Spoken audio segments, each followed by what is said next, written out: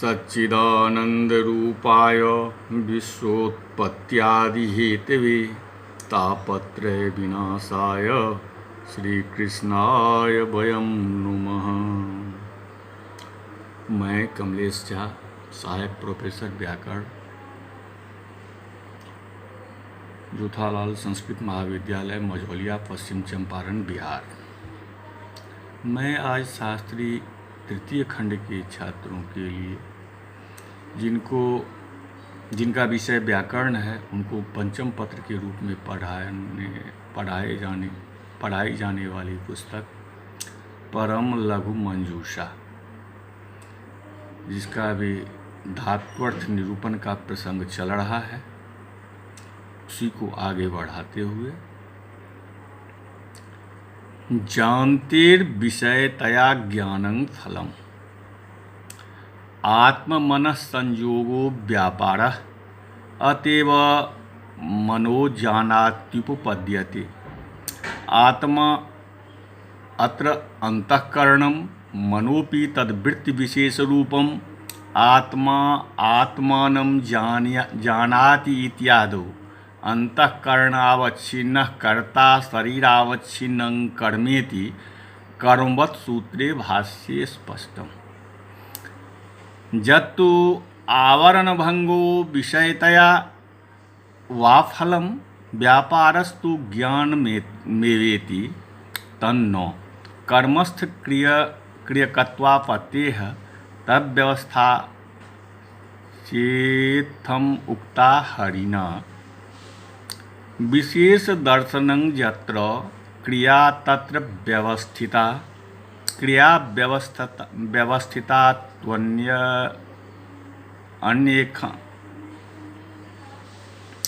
क्रिया व्यवस्था तो अन्येखां शब्दैरेव प्रकल्पिता इति। इसकी व्याख्या करते हुए कहना है, अस्य अयम् अर्थः यत्र कर्मणि कर्तरि वा क्रियाकृतो विशेषः कश्चित् दृश्यते तत्र क्रियाव्यवस्थितेत्युच्यते। ननु एवं पच्यादि कर्तर्यपि श्रमादिरूपविशेषस्य दर्शनादिदम् उक्तं। किंच चिन्तयति पश्यतीत्यादीनां कर्तृस्थभावकत्वानुपपत्तिः कर्तरि क्रियाकृत विशेषाभावात् अतः अन्येषामिति। मते इति शेषः यत्र कर्तृकर्मसाधारणरूपं फलं शब्देन प्रतिपाद्यते स कर्तृस्थभावकः यथा भिन्नति इत्यादो न हि द्विधा भवनादि कथम अपि कर्तृनिष्ठम इति हेलाराजः। तथा च आवरणभंगस्य विषयतायाश्च कर्ममात्रनिष्ठत्वात् जानातेरपि कर्मस्थक्रियाकत्वापत्तिरिति अलम्। जानातेरिति जानाते ज्ञाधातो विषयतयेत्यत्र तृतीयाया निरूपकत्वम् अर्थस्तेन यत्किंचिन्निष्ठ विषयता निरूपक ज्ञानानुकूलो व्यापारो ज्ञाधात्वर्थः फलितो भवति। इयञ्च विषयता अनुभव प्रतियोगिको विषयानुयोगिकः संसर्ग विशेषस्ताभ्यां भिन्न एव विषय स्वरूपत्वे तस्याः विषयेन समम् आधाराधेय भावानुपपत्तिरभेदे तद्स्वीकारात्। अस्याः अन्यथा घटवानिति प्रतीत्यापत्तिः ज्ञानस्य रूपत्वे घट ज्ञानवान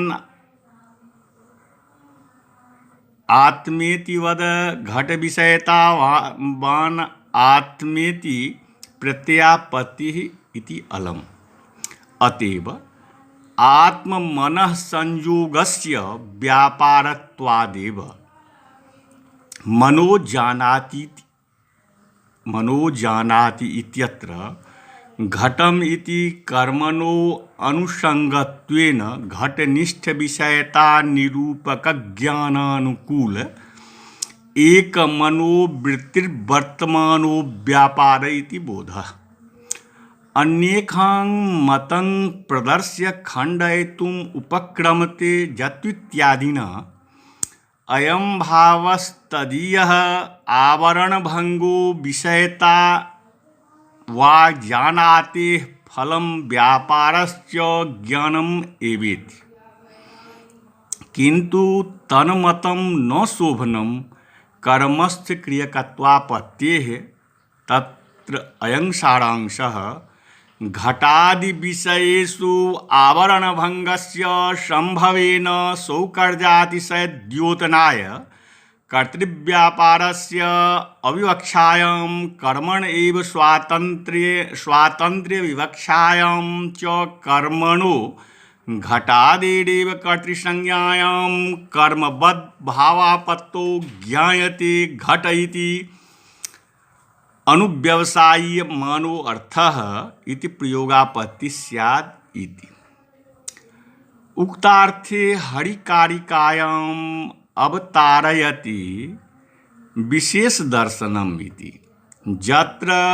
यत्र कर्मणि विशेष दर्शनं क्रियोत्पत्ति प्रयुक्तस्य विशेषस्य दर्शनं ज्ञानं तत्र तस्मिन् कर्मणि क्रिया व्यवस्थिता अर्थात कर्तृस्थ क्रियत्वम् अन्येषां तार्किकानां मते शब्दे विशेष द्योतकैः पदैरेव क्रिया व्यवस्था प्रकल्पिता भवति इत्यर्थः। अत्रेदं तत्त्वं यत्र कर्मणि क्रियाकृतो भेदो ज्ञायते तादृशकर्मस्थ क्रियतया तुल्यक्रियस्यैव कर्तुः कर्मवत्कार्यम् अतिदृश्यते कर्मवत्कर्मणा तुल्यक्रियः इति सूत्रेण। अतएव पच्यते ओदनः स्वयमेव भिद्यते काष्ठं स्वयमेवेति प्रयोग उपपद्यते। तण्डुले विक्लित्या काष्ठे द्विधिभवनेन विशेषस्य दर्शनात् गम्यते ग्रामः स्वयमेवेति तु न। ग्रामे गमनेन विशेषस्य दर्शनात् इति स्पष्टं वैयाकरणभूषणे। इदानीं कर्तृस्थभावकस्य लक्षणं सोदाहरणं निर्वक्ति यत्रेति यत्र कर्तरिकर्मणि च प्रकृत धात्वर्थतावच्छेदकं फलमेकधर्मपुरस्कारेणैव शब्दैः प्रतिपाद्यते स कर्तृस्थभावकः यथा पश्यति घटं ग्रामं गच्छति हसति इत्यादौ। तत्र विषयता संबंधेन समवाय संबंधेन च ज्ञानम उभयम निष्ठम अर्थात कर्तृनिष्ठं कर्मनिष्ठं च। तत्र घटादो विषयता संबंधेन च ज्ञानम तत्र घटादो विषयता संबंधेन कर्तरि चैत्रादौ च समवाय संबंधेनेति बोध्यम संयोगोऽपि उभयनिष्ठः। संयोगत्वरूपेणैव समवाय संबंधेन कर्तरि चैत्रादौ ग्रामे कर्मणि चास्तीति भावः। एवं हासोपि उभयनिष्ठः अर्थात समवाय संबंधेन कर्तरि विषयता संबंधेन कर्मणि तिष्ठति इत्यवधेयम्।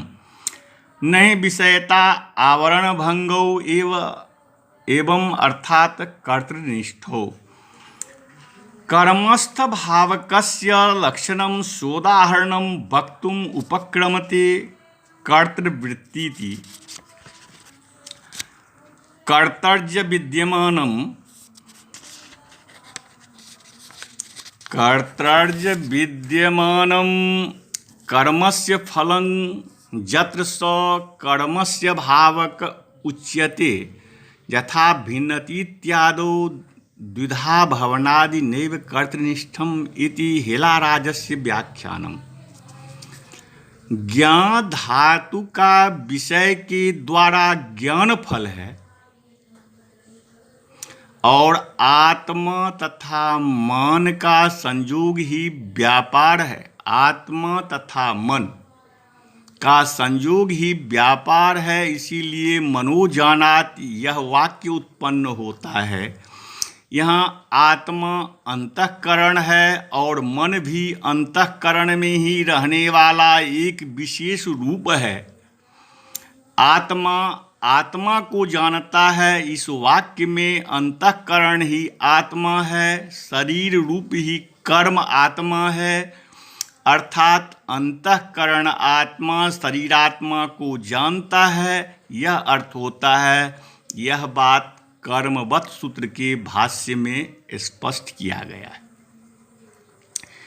किसी ने आवरण अर्थात अज्ञान का भंग अर्थात नाश होना या विषयता ज्ञान धातु का फल है और व्यापार तो ज्ञान ही है यह कहा है, किंतु यह कहना ठीक नहीं, क्योंकि वह कर्मस्थ क्रिया हो जाएगा। इसकी व्यवस्था हरि ने इस प्रकार बतलाई है कि जिस कर्म में और कर्ता में क्रियाकृत विशेषता देखी जाए वह व्यवस्थित क्रिया है, किंतु यह अयुक्त सा प्रतीत होता है, क्योंकि गमनादि क्रिया में क्रिया के कर्ता में थकावट के कारण पसीने वगैरह आ जाने से क्रियाकृत विशेषता वहाँ भी पाई जाती है, तो वह भी कर्मस्थ क्रिया हो सकता है। इसी प्रकार वह सोचता है, देखता है, यहाँ कर्ता से क्रियाकृत विशेषता कुछ नहीं है, तो वह कर्तृस्थ भावक नहीं कहलाया जाएगा। इसीलिए कारिका में अन्येषाम दिया है, अर्थात अन्य तार्किकों के मत में जिस कर्ता और कर्म में साधारण फल शब्दों के द्वारा कहा जाए वह कर्तृस्थ भावक है, अर्थात वह कर्तृस्थ स्थित है, अर्थात वह कर्तृस्थ क्रिया है। जैसे पश्यति घटम, गच्छति ग्रामम, हसति अर्थात घड़े को देखता है, गाँव जाता है, हंसता है इत्यादि स्थलों में विषयता और समवाय संबंध से ज्ञान उभयनिष्ठ है, कर्ता में भी है और कर्म में भी है। विषयता संबंध से ज्ञान घटादि में है और समवाय संबंध से ज्ञान चैत्रादि कर्ता में है। संयोग भी दोनों में है। इसी प्रकार हास भी समवाय संबंध से कर्ता में है और विषयता संबंध से कर्म में रहता है, किंतु विषयता और आवरण भंग कर्तृनिष्ठ नहीं है। और जहाँ पर कर्म में रहने वाला और जहाँ पर कर्म में रहने वाला फल कर्ता में नहीं हो वह कर्मस्थ भावक है, अर्थात कर्मस्थ क्रिया है। जैसे भिन्नति आदि में द्विधा भवन दो भाग में हो जाना कर्तृनिष्ठ नहीं है, किंतु कर्मनिष्ठ है, अर्थात कर्म में रहने वाला है, इसीलिए कर्मस्थ क्रिया है, यह हेलाराज ने कहा है। तो इसीलिए आवरण भंग तथा विषयता केवल कर्म में रहता है, कर्ता में नहीं। यदि आवरण भंग और विषयता ज्ञान धातु का फल मानेंगे तो कर्मस्थ क्रिया हो जाएगा, अर्थात कर्म कर्तृ का विषय ज्ञान धातु भी होने लगेगा तो अति प्रसंग हो जाएगा। इसी को आगे बढ़ाते हुए ग्रंथकार का कहना है कि इक्षते इच्छानुकूलं ज्ञान अर्थः। अतीतानागतयोरपि बुद्ध्युपारोहात् फलशालित्वं पतिर्गमिवत् सकर्मकः नरकं पतिति इत्यादि प्रयोगात् विभागजन्य संयोग मात्र परत्वे अकर्मक इति क्रिय उत्पत्ति व्यधिकरणस्तदनुकूलो व्यापारो धर्मः व्यापारो अर्थः। फलमात्रार्थकत्वे अकर्मकत्वापत्तिर्यतिवत् किंच कर्मस्थभावकत्वाभावात् कर्मकर्तरि जगाद्यनापत्तिः कृतिरित्यादो धातूनाम् अनेकार्थत्वात् यत्नमात्रे वृत्तिः यद्वा यत्नकृतिशब्दयोरपि व्यापारसामान्यवाचितेव अतएव स्थालिस्ये यत्ने पचिना कथ्यमाने स्थाली पचतीति कारकेति सूत्रे भाष्ये उक्तम इति अलम्। इक्षते इति जानाति तदनन्तरम् इक्षति तदनन्तरं यतते इति क्रमस्य लोके दर्शनात् ज्ञानस्य इच्छाजनकत्वं प्रसिद्धम् एवेति तत्त्वम्। ननु फलशालित्वं कथम् इक्षतेरित्याह अतीतानागतयोरिति भूतभविष्ययोरपि बुद्धेया उपारोहात् विषयीकरणात् फलशालित्वं बोध्यं पतिरिति। नरकं गत इति गम धातुवत् नरकं पतित इत्यनेन नरक कर्म संयोगानुकूल व्यापाराश्रय इति बोध सद्भावेन पतिरति सकर्मकः यथा गम धातु फलव्यधिकरण व्यापारवाचकत्वं सकर्मकत्वं तथा पत धातोरपि विभागजन्योत्तर देशानुकूल व्यापारो अर्थः। द्वितीया श्रुति इत्यादिना पतित शब्देन द्वितीया समास विधानात् वृक्षात् पर्णं पतति इत्यादो वृक्ष सकाशात् विभागे सत्येव उत्तरदेश संयोग उत्पद्यते इति भावः। क्रिय इति उत्पत्तेर्व्यधिकरणस्तदनुकूलो व्यापारः कृतोऽर्थः फलमात्रार्थकत्वे फलस्थानीय यत्नमात्रार्थकत्वे यतिवत् अकर्मकत्वं स्याद् इत्यवधेयम्। क्रिय इति दूषणान्तरं दर्शयति किंचेति यत्नमात्रार्थकत्वे कर्मस्थभावकत्वाभावात् कर्मस्थक्रियकत्वाभावात् कर्मकर्तरि जगाद्यनापत्तिः अयं भावः यत्नस्य चेतनगुणत्वाद् अचेतने घटादौ तदसंभवेन क्रियते घटः स्वयं एवेति प्रयोगो न स्यात् इति। ननु उत्पादनार्थकत्व स्वीकारे उत्पन्ने चैत्रे उत्पत्तिमांश्चैत्रिति व्यवहारो न स्याद् इति शंकायाम् आह कीर्तिरिति धातूनाम् अनेकार्थत्वात् कीर्तिरित्यत्र यत्नमात्रे वृत्तिः वर्तनम् धातूनाम् अनेकार्थत्वे मानञ्च कूर्द खूर्द गूर्द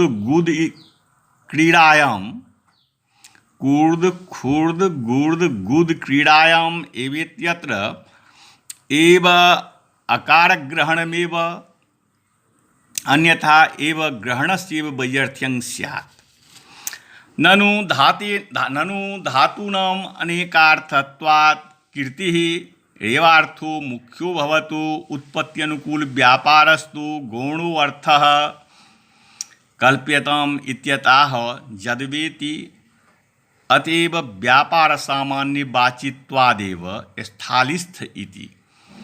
भवन्मते यत्नस्य चेतनगुणत्वेन स्थाल्यां तदभावेनोक्त भाष्य विरोधः स्पष्ट एव। मन्मते तु व्यापारस्य चेतन अचेतन साधारणत्वेन तद्विरोध लेशोपि नेत्यवगन्तव्यम्। इस धातु का इच्छा के अनुकूल ज्ञान अर्थ होता है। इस धातु का इच्छा के अनुकूल ज्ञान अर्थ होता है। अब शंका यह होती है कि कर्म के लक्षण में फलशालित्व भी निविष्ट है। भूत भविष्य पदार्थ की इच्छा में फल होने नहीं पाता तो इस धातु के योग में कर्म संज्ञा नहीं होती। उत्तर यह है कि भूत भविष्य पदार्थ को भी अपनी बुद्धि के द्वारा समझ लेने पर फल मालूम पड़ने लगता है तो फलशालित्व तो है ही। पत धातु गम धातु के समान सकर्मक है। पत धातु गम धातु के समान सकर्मक है, क्योंकि जिस प्रकार नरकं गतः यह प्रयोग होता है उसी प्रकार नरकं पतितः यह प्रयोग भी होता है। वृक्षात् पर्णं पतति में वृक्ष से जब पत्ते का विभाग होता है अर्थात अलग होता है, तब संयोग भूमि से होता है। संयोग मात्र परक माना जाए तो पत धातु अकर्मक होता है। क्रिय धातु का उत्पत्ति से पृथक उत्पत्ति के अनुकूल व्यापार अर्थ है। फल मात्रार्थक मानने पर पत धातु की तरह यत धातु की तरह अकर्मक होने लगेगा। और दूसरा दोष यह है कि कर्मस्थ क्रिया नहीं होने के कारण कर्मकर्ता में यक आदि प्रत्यय नहीं होगा, क्योंकि यत्न चेतन पदार्थ का गुण है और वह अचेतन घटादि पदार्थ में असंभव है। तो क्रियते घट स्वयमेव यह प्रयोग नहीं होने पाएगा। तब संदेह यह होता है कि क्रिया धातु का जब उत्पत्ति अनुकूल व्यापार अर्थ है तो कृति इस प्रयोग में यत्न अर्थ किस प्रकार होता है, और यदि यत्न अर्थ है तो उत्पत्ति मांस चैत्र यह व्यवहार नहीं होना चाहिए। उत्तर यह है कि धातु के अनेक अर्थ होते हैं। इसमें प्रमाण कूर्द खुर्द गुर्द गुद क्रीडायाम एव इस धातु में एव ग्रहण है, क्योंकि यदि अनेक अर्थ नहीं होते तो एक अर्थ के नियामक एव ग्रहण देने की क्या आवश्यकता थी। इसीलिए एव ग्रहण बताता है कि धातुओं के अनेक अर्थ होते हैं। अतः क्रिय धातु के दोनों अर्थ हैं उत्पत्ति और यत्न। एतावता कृति प्रयोग में यत्न अर्थ में कोई बाधक नहीं। अब इसमें किसी का यह कहना है कि अनेकार्थ मानकर उत्पत्ति अनुकूल व्यापार जो अर्थ वह गौण अर्थ है और यत्न जो अर्थ है वह मुख्य है। ऐसी दलील पेश करने में पक्षांतर दिया गया है यदवा अन्य यदवा ग्रंथ, अर्थात यत्न शब्द और कृति शब्द के दोनों ही व्यापार सामान्यवाची है, न कि एक गौण अर्थ है और दूसरा मुख्य। इसीलिए व्यापार सामान्यवाची होने ही के कारण पच धातु के द्वारा स्थाली में यत्न मान लेने पर स्थाली पचति यह भी प्रयोग होता है। यह कार्य के इस सूत्र के भाष्य में कहा गया है।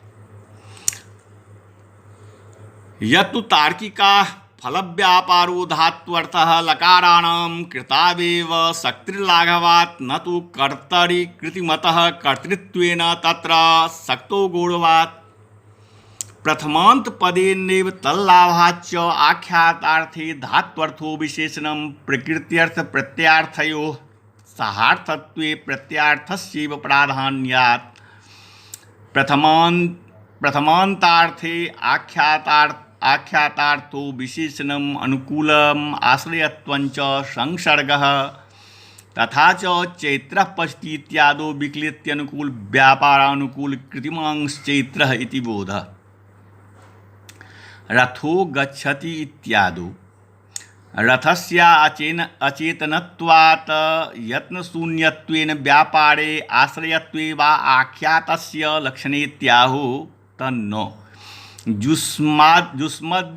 जुष्मदोर्लकारेण समानाधिकरण्याभावात् पुरुषव्यवस्थानापत्ये पचन्तं चैत्रं पश्य पचते देवदत्ताय देहीत्यादौ शतृष्टानजादीनामपि तिवादिबल्लादेशविशेषेण तेभ्यः कृतिमात्रबोधापत्तिश्च न चेष्टापत्तिः आश्रयाश्रयभावेन कर्मणि संप्रदाने च कीर्तयरन्वयादिति वाच्यं नामार्थयोरभेदान्वयो व्युत्पन्न इति व्युत्पत्तिभंगापत्तेः ननु फलमुखमगौरवं न दोषायेति न्यायेन शत्रादीनां कर्तरिशक्तिः तिवादीनां कृतावेव इति चेत् न स्थान्येव वाचको लाघवात् आदेशानां बहुत्वेन तेषां वाचकत्वे गौरवादिति हि तव मतम्। एवं च तिवादीनां सत्रादीनां च स्थानीयस्मारकतया लिपिस्थानीयत्वं बोधकत्तु लकारेव स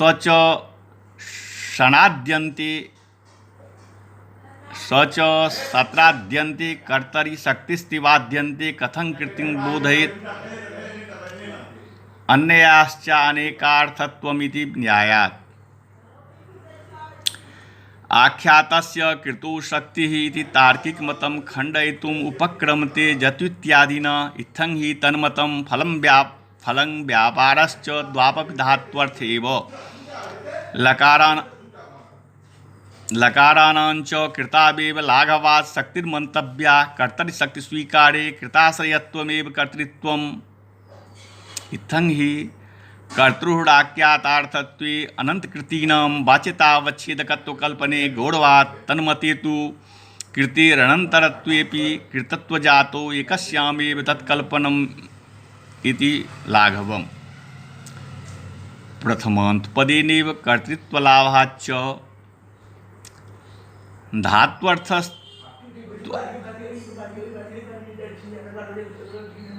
आख्यातार्थे विशेषणं स्यात् प्रकृतिप्रत्ययो सहार्थं ब्रूतः प्राधान्यं तु प्रत्यार्थस्यैवेति न्यायात्। आख्यातार्थस्तु प्रथमान्तार्थे विशेषणं स्यात् आख्यातार्थकृतिप्रकारकान्वयबोधं प्रति प्रथमान्तपदजन्योपस्थितेः कारणत्वम्।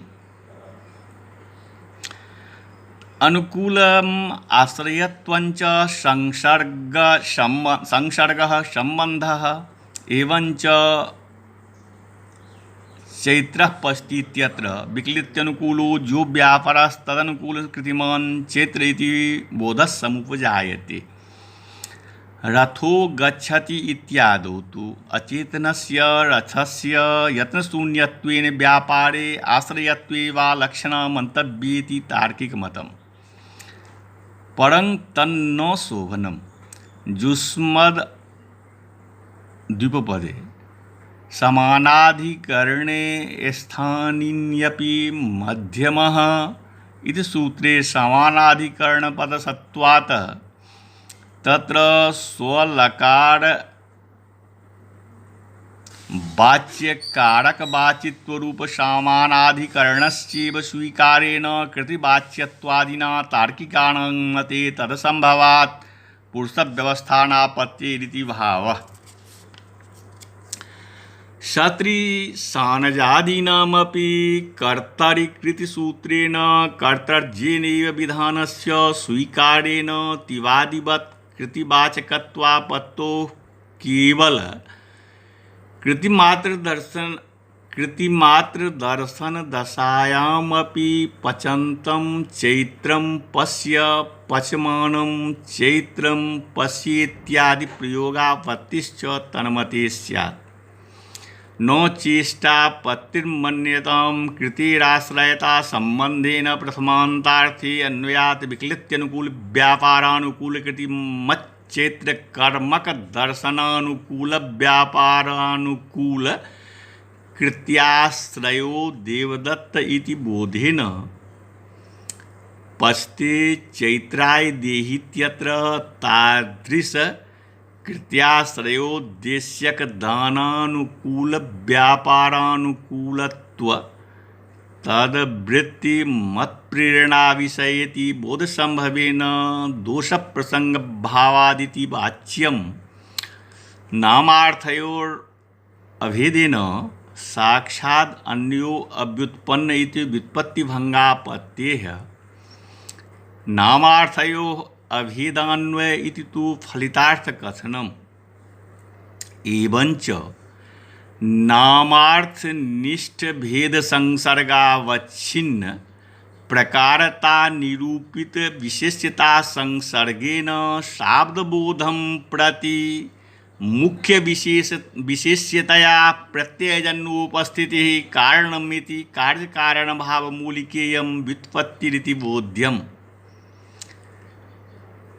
स्थानिक वाचक इति तिवादिभिः आदेशो स्मर्जमाने लकारे स्थानिनि शक्तिग्रहेण अर्थोपस्थित्या लकार वृत्ति सक्तारादेशेषु भ्रमेणार्थोपस्थित्या वा शाब्दबोध संभवः आदेशानां बाहुल्येन शक्ततावच्छेदकांक्षे गौरवान् अत्र शक्तिर्मन्तव्येति बोध्यम् लिपिस्थानीयत्वमिति यथा अक्षरलिपिर्नाक्षरम् अपितु तया स्मर्जमानवकारादिकं तथैव यहादेशो न वाचकः किन्तु ततस्मारितः स्थानी एवेति तत्त्वम् कथं कृतिं बोधयेदिति लः कर्मणि चा भावे चाकर्म की व्यह इत्यत्रापि कर्तरिकृति इत्यत्र एव कर्तृत्वस्यात् अनुकर्षणात् कृल्लकारयोस्तुल्ययोगक्षमत्वादिति भावः अन्यायश्च अनेकार्थत्वम् इति हर्जादिशब्देषु सति तात्पर्ये अश्वारूढ़ः सूर्य इत्यादिर्बोधस्येष्टत्वेन तथा कल्पने अपि प्रकृति फल विशेषात् दर्शन तत्कल्पनीयस्य औचित्यम् इति भावः। यहाँ तार्किकों ने जो यह कहा कि फल और व्यापार दोनों ही धातु का अर्थ है, क्योंकि लकारों की कृति में शक्ति मानने में लाघव है, कर्ता में नहीं। कृतिमान कर्ता में यदि शक्ति मानी जाए तो गौरव है, क्योंकि कृति का आश्रय ही कर्ता है, आख्यातार्थ ही करता है, तो अनेक कृति के अनंत वाच्य मानने में गौरव है और कर्ता तो प्रथमांत पद ही से लब्ध हो जाता है। आख्यातार्थ में फल व्यापार विशेषण हुआ करता है, क्योंकि प्रकृत अर्थ प्रत्यार्थ ही की प्रधानता मानी जाती है। प्रथमांतार्थ में आख्यातार्थ अर्थात तिंगर्थ विशेषण है। अनुकूलत्व और आश्रयत्व दोनों संसर्ग यानी संबंध है। इसीलिए चैत्र पचति इस स्थल में विक्लिति अर्थात फुदफुदाना के अनुकूल जो व्यापार, उस व्यापार के अनुकूल यत्न वाला चैत्र है, यह बोध होता है। रथो गच्छति इत्यादि स्थलों में रथ अचेतन पदार्थ होने के कारण यत्न शून्य है। इसीलिए व्यापार में या व्यापाराश्रय में आख्यात तिंग की लक्षणा माननी होगी कि यह ठीक नहीं। जुस्मद अस्मद के लकार के साथ समानाधिकरण्य अर्थात अन्वय संभव नहीं है। इसीलिए प्रथम पुरुष है या मध्यम पुरुष है या उत्तम पुरुष है, इसकी व्यवस्था नहीं होने पाएगी। तथा पचंतम चैत्रम पश्य पचते देवदत्ताय स्थाली में तिवाद की तरह सत्रिसानच आदि के भी लादेश में विशेषता नहीं होने के कारण सत्रिसानच आदि प्रत्ययों से भी यत्न मात्र का बोध होने लगेगा। अब तार्किकों ने यह कहा कि यदि इसे इष्टापत्ति मान लें तो क्या क्षति है, क्योंकि आश्रयाश्रयी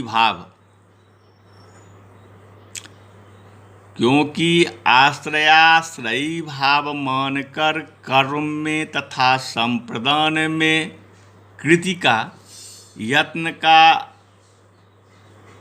अन्वय निर्वाद है, पर यह ठीक नहीं, क्योंकि नामार्थ का अन्वय अव्युत्पन्न है, यह व्युत्पत्ति भग्न हो जाएगी। अब तार्किकों ने पुनः यह युक्ति दिखाई कि फल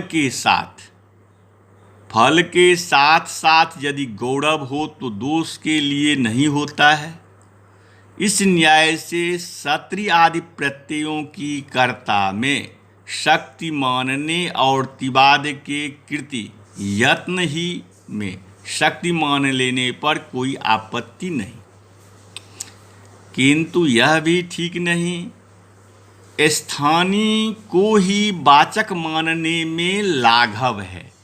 आदेश तो बहुत है, उनको वाचक मानने में गौरव है, यह आपका मत है, तो तिप आदि प्रत्यय और सत्रि आदि प्रत्यय स्थानीय का स्मारक है, इसीलिए लिपि स्थानीय है। अर्थात जिस प्रकार अक्षर लिपि अक्षरवाचक नहीं, किंतु उससे स्मारित स्थानीय ही वाचक है, बोधक तो लकार ही है, अतः सत्रि प्रत्ययांत कर्ता में सक्त है, तो तिवाद्यंत में कृति को किस प्रकार बोध करा सकता है। यदि यह कहे कि अनेकार्थ मानकर बोध करा सकता है, तो सभी जगहों में अनेकार्थ मानना अन्याय है। भले ही हरि आदि शब्दों में तात्पर्य रहने पर अश्वारूढ़ सूर्य अर्थात घोड़े पर चढ़े हुए सूर्य है, इस अर्थ का बोधक हरि आदि शब्द हो सकते हैं, किंतु यहाँ अनेकार्थ मानना अनुचित है। इस प्रकार आज के पाठ को यहीं विराम दिया जाता है। नमस्कार।